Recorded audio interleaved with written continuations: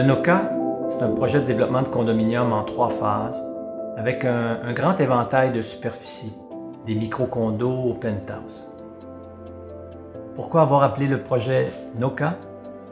Eh bien, c'est simple, c'est pour le nord du canal. Comme Griffintown est très marqué par la présence du canal, le nord du canal prenait une signification particulière, un peu comme Soho ou Tribeca. On a réussi à trouver un site à Griffintown qu'on a appelé Griffintown West parce qu'il est situé plus près du marché Atwater. Alors pour nous, Griffintown West, c'est le nouveau Griffintown, à distance de marche ou de vélo des commerces, des cafés de la rue Notre-Dame, du centre-ville, du Vieux-Montréal. C'est vraiment un emplacement central et c'est aussi un havre de paix en même temps. On est à proximité de tous ces services-là, mais on est aussi dans un secteur où le calme règne. On est juste à côté d'un magnifique parc qui rejoint le parc linéaire du canal de la Chine, devant notre projet. Il y a aussi un parc pour enfants qui vient tout juste d'être aménagé, en plus d'un parc pour chiens. Alors pour nous, Griffintown West, c'est la proximité, mais en même temps, c'est la tranquillité. La première promenade qu'on a faite sur le terrain avec les autres collaborateurs du site, on s'est ramassé dans le marais filtrant qui longe notre projet. Et de là, tout d'un coup, on s'est trouvé dans un environnement qui était paisible, qui était baigné par le soleil, la lumière, mais surtout aussi qui était assez unique. Un deck de bois qui se promène au travers de ce parc-là, qui nous amène jusqu'au bord du canal de la Chine, mais ça nous remémore toutes sortes d'images qui sont ailleurs. Fait que ça a été un élément déclencheur dès le départ en se disant on va travailler ce projet-là en fonction de tous ces éléments-là naturels qu'on retrouve sur le site. On est parti d'une espèce d'approche conceptuelle qui décortique un peu le projet en une série de gestes qu'on pose toujours en fonction de ces éléments-là naturels. Donc au départ, on a ce droit-là de construire un bloc de 8 étages à l'angle du parc et du canal de la Chine. Le premier geste qui est posé, c'est cette grande diagonale qui relie le parc avec le canal de la Chine. Donc cette grande ouverture-là, déjà, permet d'ouvrir cette vue-là vers le canal. Au centre, une ouverture est créée. Cette ouverture-là permet d'installer un paysage.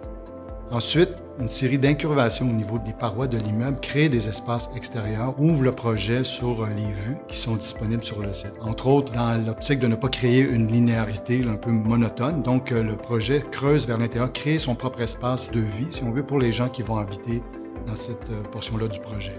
Ces incurvations-là permettent de multiplier les vues tant sur le canal que sur les parcs que le centre-ville.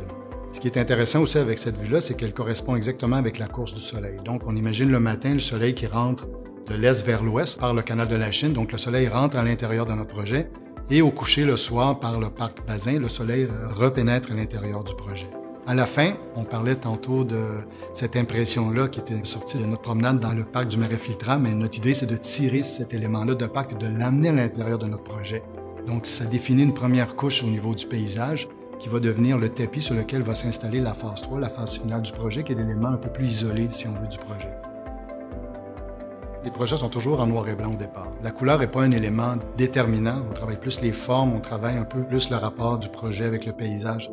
Dans ce cas-ci, le projet a perduré en noir et blanc parce que, avec les formes qui en ressortent, qui sont assez articulées, la couleur aurait été un élément trop fort.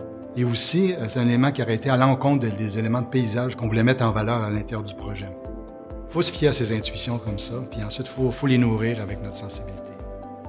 C'est un projet qui est vraiment orienté sur la lumière naturelle, grâce à ces grandes fenêtres, plancher-plafond, qui vont aussi chercher les vues qui sont magnifiques, tant sur le canal que sur le parc. On retrouve aussi sur le toit un espace terrasse avec lounge et un panorama spectaculaire sur le centre-ville et aussi une très belle piscine. En fait, le NOCA, c'est un projet vraiment en phase avec notre époque. On a voulu créer des espaces communs très invitants et en même temps relax, qui tiennent compte des nouvelles habitudes de vie, comme de travailler chez soi, tout en étant connecté. On veut que les gens puissent échanger entre eux. D'ailleurs, l'escalier qui mène aux espaces communs est aménagé pour qu'on puisse s'y installer pour travailler, pour lire, pour se donner rendez-vous. Ça devient une nouvelle façon de se brancher avec la communauté. Au pied de l'escalier, il y a un espace lounge avec cuisine pour que les gens se sentent chez eux. Notre intention, c'est vraiment d'en faire un lieu rassembleur qui favorise les échanges. En fait, cet espace est un peu comme un carrefour qui donne accès à plusieurs services. Par exemple, il y a une salle à vocation mixte où les occupants peuvent choisir l'usage qu'ils veulent en faire. Sport, soirée, happening, ça leur appartient. Il y a aussi bien sûr un gym complet et des espaces relaxation. Nos cas, c'est la modernité et le design, c'est l'équilibre entre le travail et les loisirs, c'est avoir une vie active dans un milieu serein.